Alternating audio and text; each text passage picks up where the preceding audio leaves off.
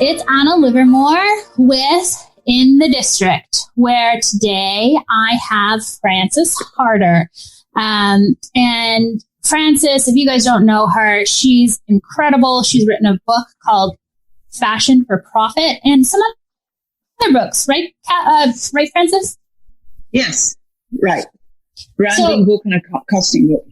Yeah, and I remember like those, I still have those, but they were like my go-to for any questions that I had for just like costing and, you know, how to make money. And you've been such a amazing resource for me in my career. And that's why I'm super excited to have you on today's podcast. So why don't you just introduce yourself? Where can people find you? What are your offerings? How do you work with people? Give us a little bit of an intro of what you'd like people to know before we jump into today's topic, which is networking. Well, my website is fashionforprofit.com. As you know, Anna, I was a professor at Otis College of Art and Design for 9 years and started a fashion business incorporated out of a realization that after my many years teaching, not only at Otis and different other colleges and universities, that there was not enough business being taught. So that's what led me to starting that nonprofit Fashion Business Incorporated, which, well, unfortunately, we had to close it 2 years ago due to lack of funding. But I still do consulting, and as we talked about earlier on, I'm busy doing all the seminars for magic sourcing. Yes. So, and I've also got a new contract with the United Nations working with Egyptian manufacturers, which is very interesting considering I've always wanted to go to Egypt, but now I can't. But oh, wow. Frustration. But yeah, it's very interesting. So I've had a very lucky, interesting career. And so it's been quite a journey. Great. Yeah, I can't wait to hear about it. Like I said before we started recording, I've known you for so long, but I haven't really known how you got to where you are. I know you work with the United Nations, which I just find fascinating. So tell us a little bit about, you had started with them in Peru, the United Nations, right? Yeah. And you know what that came about, though, talk about networking, was because how did they find me? Came about because I was talking at Magic in Vegas, and there was somebody in the audience who, as you well know, being a speaker as well, you never know who's there. And it turned out there was someone from the United Nations there, and that's how that connection got started. So it was fortuitous. And have you ever been to Peru? No, I'd love to go. I've been to Egypt, but I haven't been to Peru. Oh, you got one up on that one. Well, it was an amazing trip, and the people there were just so gracious and just a joy to be with. Mostly women doing alpaca. So that was quite an exciting couple of trips. I went there and then went up into the mountains, Lake Titicaca, and met with the locals there. And so helping them understand how to develop the products to enter the American market and, you know, what they would do with it. So it was very exciting. And then after that, I was invited to do another contract in Nepal. Have you been there? No. So that was another interesting journey. And but very different culturally. I mean, you're talking about Peru and then going to Nepal, which is mostly male dominated. Yeah. So it was trying to explain to these men that there's supposed to be certain things that needed to be done. And I'm not sure how well it was taken, but, you know, when they came to Magic and I had to meet with them in these booths and help them, they all had suits and ties on. I sort of said, you've got to take those jackets off and, you know, be more relaxed, because most buyers are women. Very true. Yeah. Interesting conversation with them. So then from the, I got really ill with that as well. So food poisoning. Stupidly cleaning my teeth with water. Oh my gosh. Oh no. I had to come back on business class because I was so ill. But anyway, it all worked out. And then this one just came up, and they wanted to work with university, and I recommended Cal Poly Pomona. Very familiar with that program, and it's really realistic. And if you ever need to give any advice to any young people about where to study, Cal Poly Pomona has a very good program, and it's really based on the realistics of the industry and on manufacturing as well. How do you spell that? Cal Poly, Cal, C-A-L, Poly, P-O-L-Y, Pomona. Got it. Yeah. Very cool. I get asked that all the time. So in Peru, you were working with cashmere. What were you doing specific in Nepal, and what are you going to do in Egypt? Well, actually, Peru was alpaca, and Nepal, Nepal was cashmere. Egypt is manufacturers who want to enter the American market. So I've got 5, and then there's a professor who I met from Cal Poly. She's great. She's German, and she worked with some big companies over in Europe. So she's got the other 5. So we're working in tandem. She's really great. And then they've got the professors there who are working with the universities, helping them up, sort of helping them to redo their curriculum. Okay. And then there's another guy who's helping one of these associations there. So it's, and again, interesting cultural differences. There's always these issues, but they were really good. And we're in the middle of doing that. It should be over by, I think, maybe January. It's so cool. So this is all funded by the United Nations, so when you were working with the alpaca in Peru, the United Nations sent you in to teach the women what specifically? Like, I know you were actually teaching them and showing them how to manufacture from the alpaca, right? Well, the alpaca, they already knew how to harvest the alpaca and turn it into this beautiful, it's not quite as soft as cashmere, but it's still beautiful.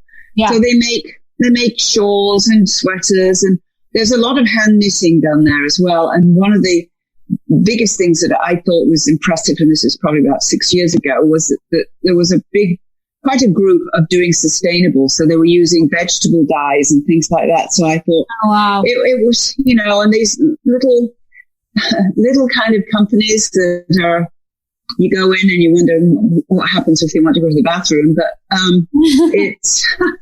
the people were just incredibly lovely. And I want to go back and enjoy it as a visitor if I can. But cool. We'll see. Yeah. And I've been to Nepal years ago when I was traveling there with my husband before we got married, and traveled from Kathmandu through India and got married in Sri Lanka. Oh, wow. And then traveled through. He took a year off and I took 6 months off, and so it was quite an adventure getting to see these different countries. And then we went to Thailand and Indonesia, and then that was when he had a green card, luckily. So we came to New York and drove across America, and it was quite an adventure, as you can imagine. Wow. Yeah, and were you in fashion back then? Oh yeah, funnily enough, my mother was a fashion designer and worked for her brother who had a factory in Nottingham. And then my father was a textile chemist, and he was working as a chemist, and they actually moved from Nottingham to Manchester. So it was interesting because I really wanted to be a graphic designer. My brother, he became a graphic designer and ended up being extremely wealthy, having his own business and buying property. And then, but my mother said, "Oh no, learn how to sew. You can always make clothing for your kids, So, talk about putting the girls down. So luckily I went to a college in Manchester, studied fashion for 4 years. And, while I was in my final year, we had to intern. This is a key thing, I think. I don't know. Did you have to intern, Anna? I did. Yeah. Did it open doors for you? I was in Chicago when I interned, and I just took a very simple internship. It didn't help me, but I do feel like if I didn't take my college career very seriously, believe it or not. I just, I kind of graduated and I was still a little bit lost. It took me a little bit longer to like get focused. But I do see interns that come into V.Mora or that work at other companies. And like, I'm like, wow, if I would have been that focused when I was that young, it would have been, great. I just wasn't. But I do see the value for interns if you take it seriously. Yeah. So, I had to intern. I went to this knitwear company and interned there. And the boss of the company, it was quite a big, circular knitting and all the rest of it. He was also on the advisory board of the college I was at. And so, when I graduated, myself and another friend of mine, we got a scholarship to go to St. Martin's, which is, pretty good college, as you know. And long story short, but I didn't do it because I was going out with a guy my parents didn't like from London, so they wouldn't let me go.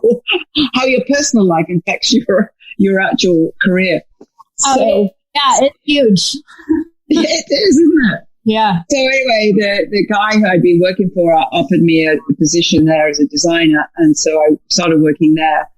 And while I was there, the college I graduated from after about 9 months asked me to go, or a year, to go back and teach there. So suddenly as, my career became, both multifaceted as a designer and as an educator, and still doing it, Anna. So it's, that part I love. I still like working with people and I still like designing.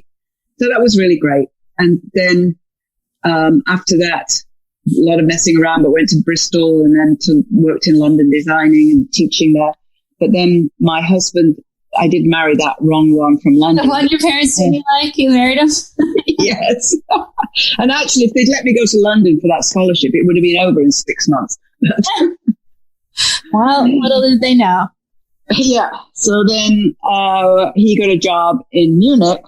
So off we packed up and went to Munich, and I was an out-of-work designer and went to the Oktoberfest, and unbeknown to me, there was a big boss next to me, and he said to me, "What do you do for a living?"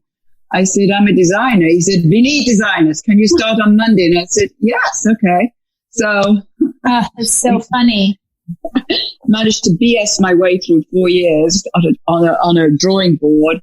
And so it was quite an experience. And, I knew, it's funny, what's the difference between drafting a good sleeve and drafting the wing of a plane? Yeah, really? Okay. But anyway, that was where I left my first husband, met my now husband. And, okay. So you eventually came around to seeing what your parents saw. Yes, they did. Yes, I did. That's another book. Yeah. So anyway, he wanted to take off around the world, and so I joined him after 6 months. I went back to England and worked at Shepperton Studios, actually.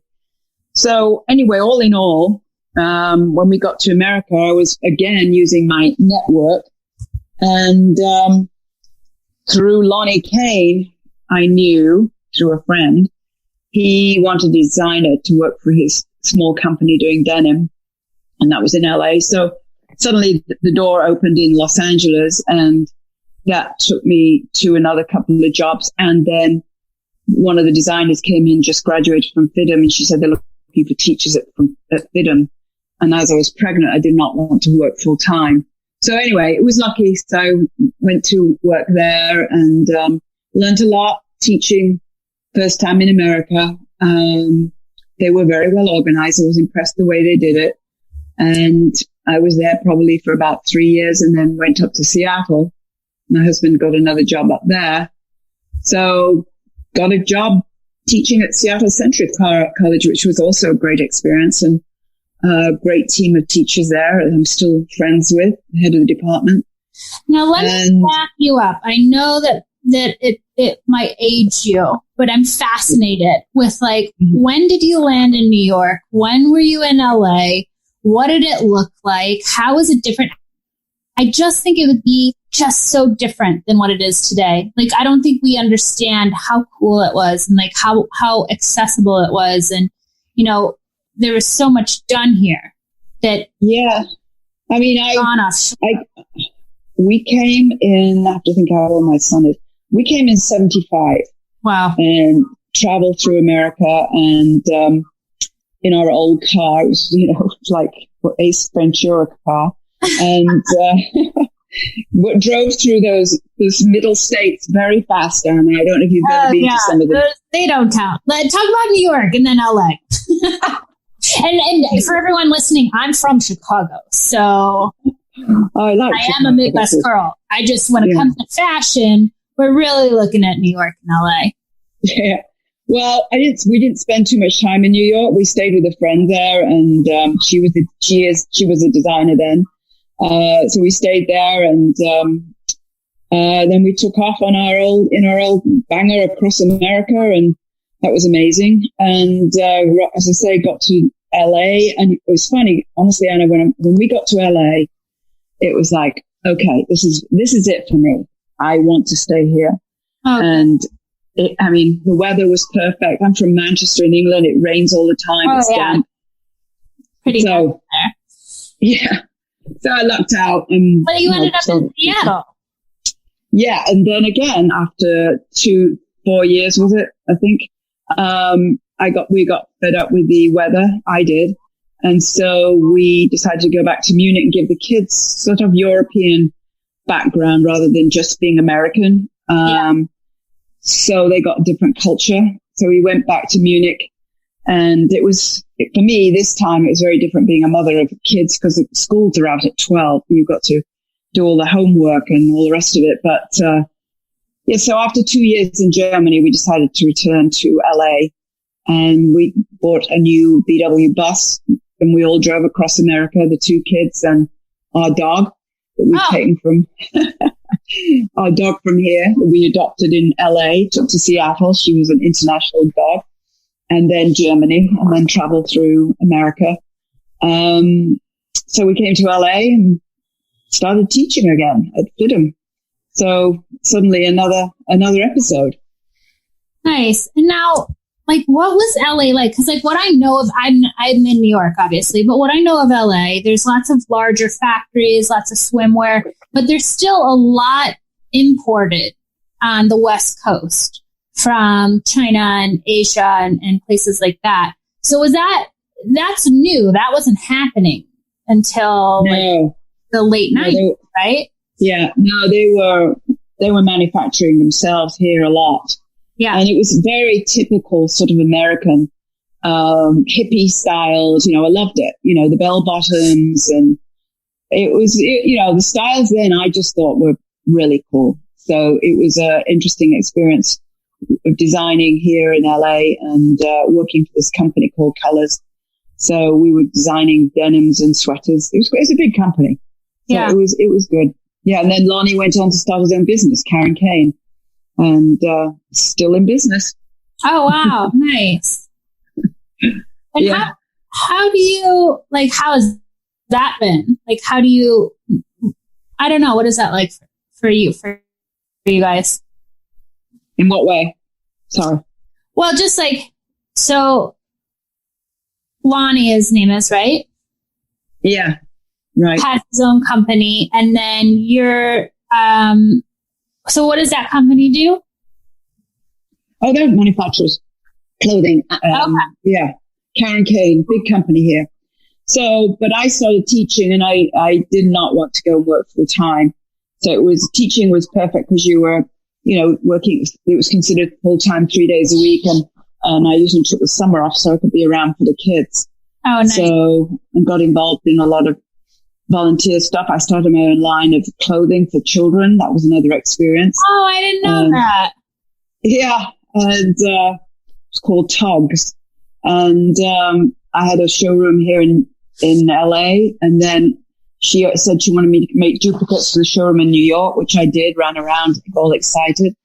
So got them to New York, but nothing happened, Anna. So I called my friend Kathy, who was the designer in New York, and I said, can you go and check on that showroom? Because I just don't know what's happening, because they were selling like crazy in LA. So she goes there and she says, well, the good news is, yes, your clothes were in the window. But the bad news is they cut your label out and put somebody else's label in it. Oh, no. Yes. So it was quite a disappointment. But you know what happened was that also at that time, my 7-year-old daughter became down with juvenile diabetes. And I just had to let everything go and concentrate on taking care of her and making sure she was okay. Started a support group. It was devastating. But, you know, one of the things it's funny is there is karma. Because after 10 years of this woman, she screwed me over. I was reading in the apparel news that there was a woman going into Harrods, and they escorted her out, saying that she was dressed inappropriately with her. She was rather a heavy lady. She had leggings on, so her skin was showing. They said, obviously, you know what that looks like, Anna. Right. Anyway, so they said, you're not dressed appropriately with a Louis Vuitton bag and diamonds. But anyway. So she then got Gloria Allred and decided to sue Harrods. So I'm reading this. I'm going, oh my God, I couldn't have written the script really. But yeah.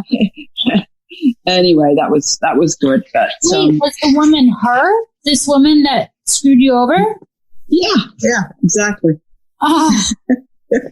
Yeah, I mean, it just does seem to like circle back, like it's if somebody's doing business with the wrong intentions, it's like I've learned, and I'm sure, and I've gotten advice from you when I've been in situations where it's like you just kind of start to sense that like you don't have to fight them, that they're fighting themselves, and that eventually they'll get to a point where like that karma will come back to them. And I don't even know if it's karma or like just them always putting that energy out eventually gets them to a place where they've made their own bed and they're in trouble somehow. But it's tough. Yeah. Well, I'm glad to hear that, something came circling back to her. That's funny. But funny. Like, people are so afraid of getting their designs stolen. I feel like I don't hear much of it now. So much like, I would say in the last 10 years, I don't know that designers getting their designs stolen has been something I've personally dealt with. Have you seen a lot of that, or do you think the fear of it happening is more so like, tell me about that? Well, I think that's true too. But there again, part of my networking was meeting somebody who was an expert witness, and she turned me on to being an expert witness. So that's like the last you day in and day out. That's like what you do is like you're pulled into these cases when people get their designs stolen. Yeah, usually it's being copyright infringements on prints. That's the big one, because people think that they can scan it in a print and change it 30% and say it's theirs. They can't do that. If it looks the same, it is the same. You're going to get sued. So anyway, I've had a number of different cases like that, and had a huge case with the IRS for a company who was claiming R&D, research and development. They came and found me. It was while I was still at the FBI, and they showed me like thousands of these sketches and said, how much research and development would you need to do for these? And I sort of looked at them and said, I teach designers to design. Designers don't design something they don't know how to make. You may have to make it 2 or 3 times, but beyond that, then there's a problem. So anyway, it went to court last year, and very interesting, and certainly better paid than being a teacher. True. Yeah. I have always called you with questions on that. So it's mostly like patterns, but like, I find that designers are always very worried that their actual designs will get stolen, but you can't patent a dress design per se, right? Not unless it's got something about it that could be called patentable, which is it's got utilitarian use to it. So it might be a buckle that's not been invented before, or some fastening, there's something about it that is capable to be patented. And, there was one case I was on, and they asked if I'd be an expert on the other side in regards to a company who was suing my client because they'd done a maternity pant with a tubular knit on the top. And this company who was suing them said, we came up with that and we patented it.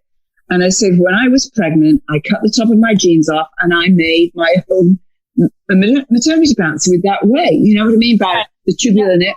Uh-huh. So that was an interesting. Have you ever been deposed, Anna? Have I ever been what? Deposed? No. Okay, it can be quite a scary event, but anyway, the funny one was this attorney came in and sort of said to me, so Mrs. You'd obviously been thinking about how could he get me?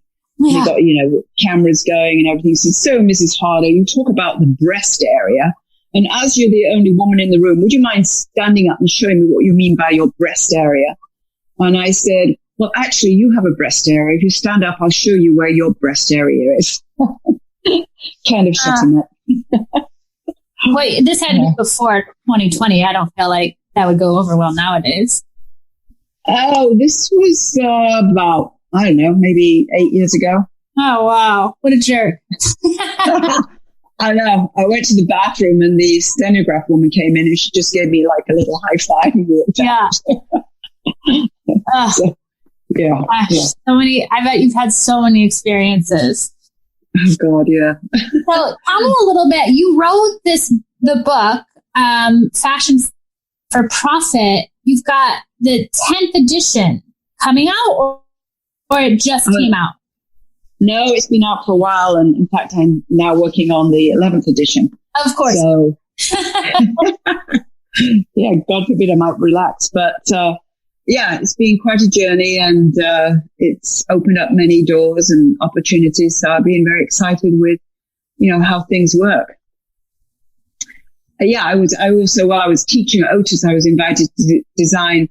I was lucky the head of the department there, if there was any freelance work, she'd give it to me. So I was invited by a Turkish company to design for them. They flew me out to Istanbul. That was great. And then after that, I got a Japanese company asked me to design under my name, for them under license. I don't know if you've ever worked with the Japanese, but they were fabulous. I bet. I'm just fascinated with Japanese design. I went to Tokyo and just like right before COVID, actually, it was like 2 weeks before the country shut down, but just lost my mind shopping. It's so beautiful, and the culture, I'm like obsessed with it.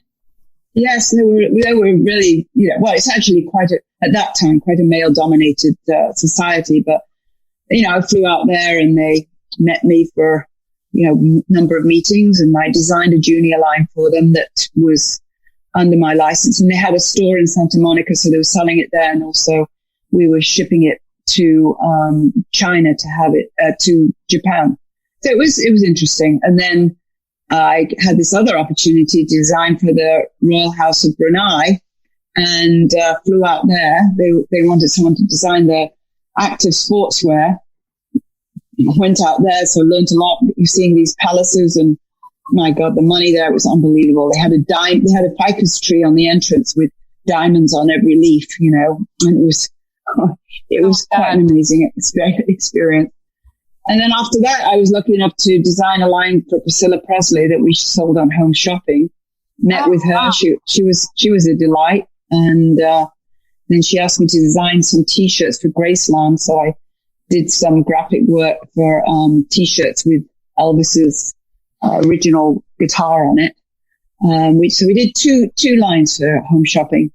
You can imagine she's tiny. And so, but Home Shopping is selling to Middle America. So we planned it so we had elastic waists in the back so that, and it was all silk cut on the bias. And so that's usually forgiving as well, isn't it? Yeah. Sounds beautiful. And then I got an invite to go and work with a denim company in Guatemala. And that was also quite an experience, going to Guatemala and you being wherever you went, there were guards with you with guns and from one factory to another.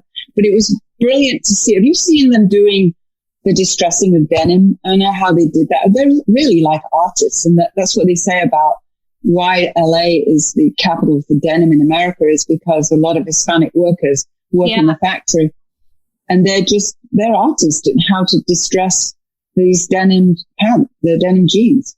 Yeah, so, people don't really understand how that's done, and it's the machinery and how it's done by hand, and that it's done to the jeans for the most part after the jeans are sewn together, right?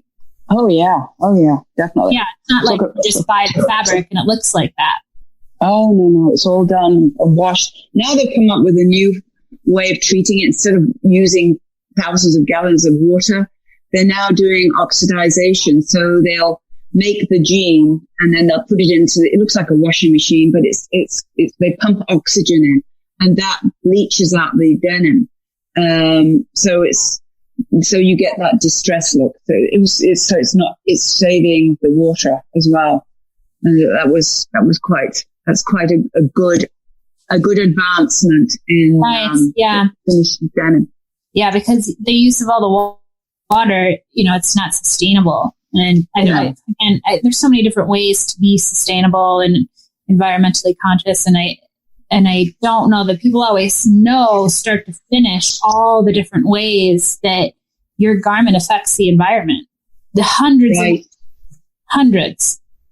Right. Absolutely.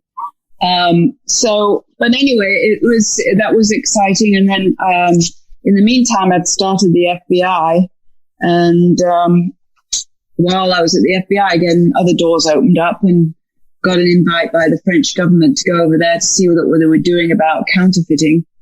And, ended up drinking champagne on the roof of Louis Vuitton's house. And it was quite exciting.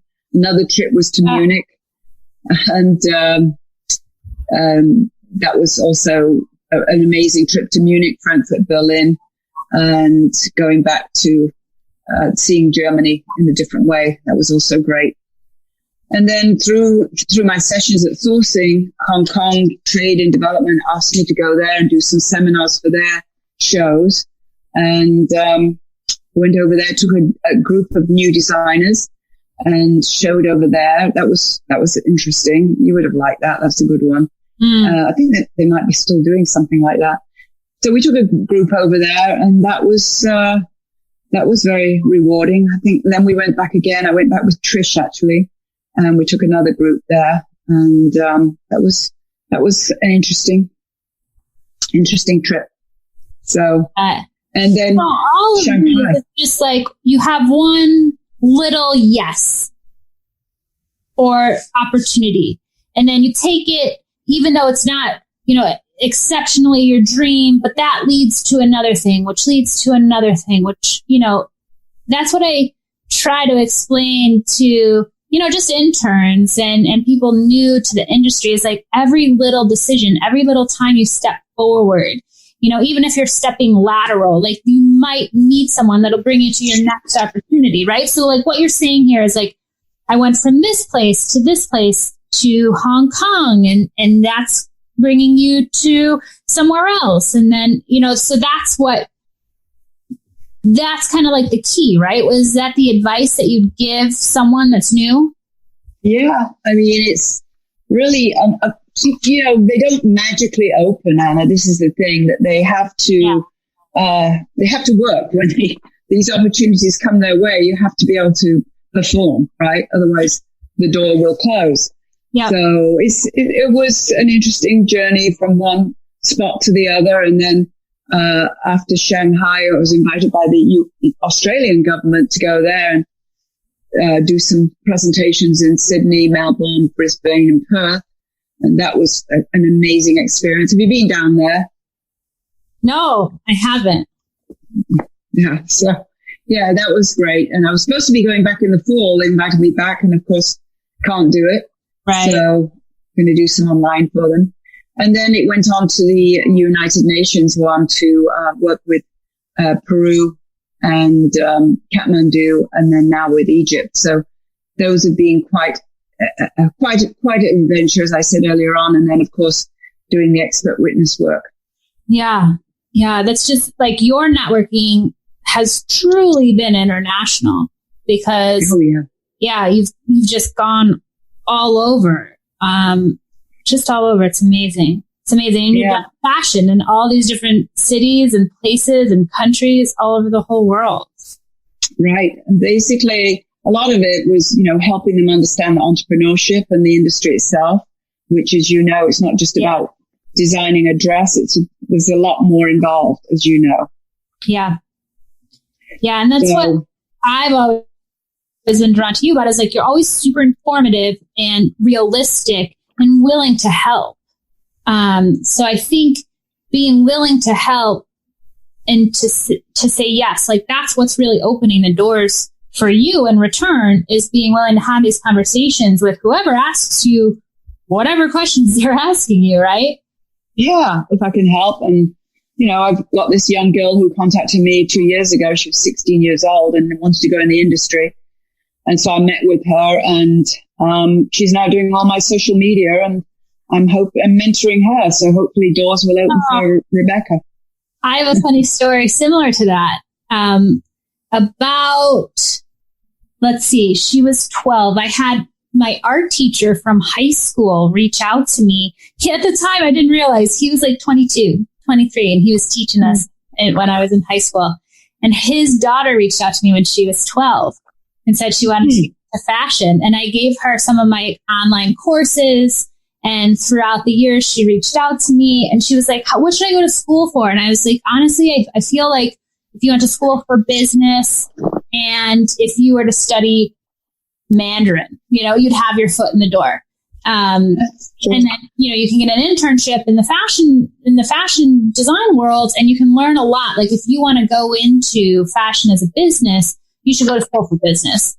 So then later down the line, she's going to be a freshman at NYU. She got a scholarship. She's studying business, and she asked if she could intern for me. And I was like, oh, what? Yeah, absolutely. So it's like, you never know where these connections are going to come. And now she's just over the moon excited to be in New York, going to NYU, working at a company that pulls her into the fashion industry. And that's all because she was 12 and she knew what she wanted to do and knew what she wanted to study and reached out and she wasn't afraid to ask for help. And now she's my intern.